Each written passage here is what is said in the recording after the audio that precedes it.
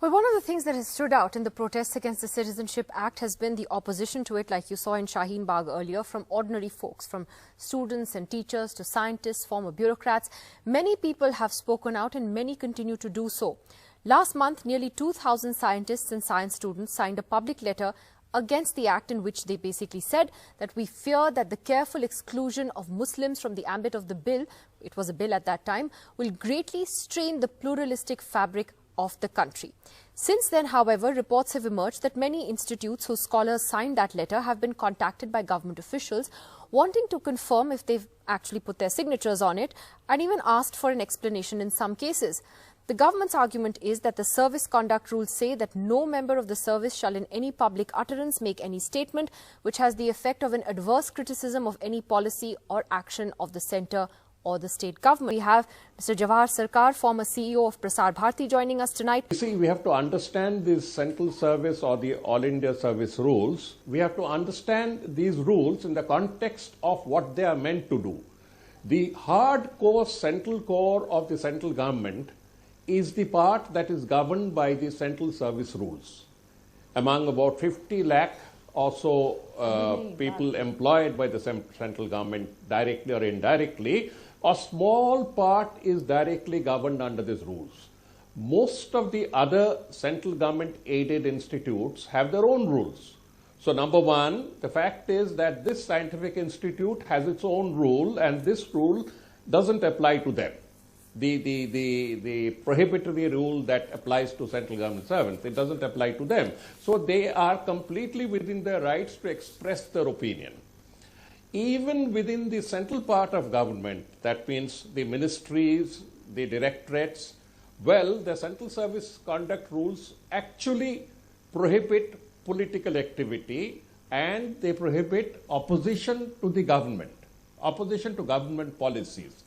Having said that, we need to define the areas, and definition can only come in when people make the first step.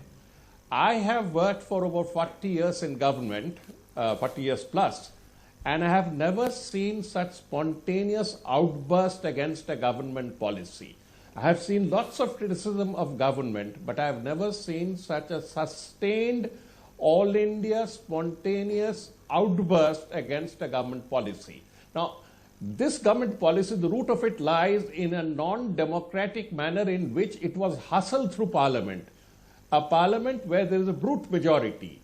Now, when the voice of the people is not heard through the institutional mechanism of parliament, then government faces these voices out in the unorganized streets.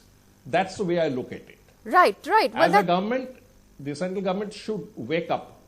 Should wake up to the fact that there's something very, very wrong in the manner in which they're conducting themselves. We have had experience in handling protests all our lives.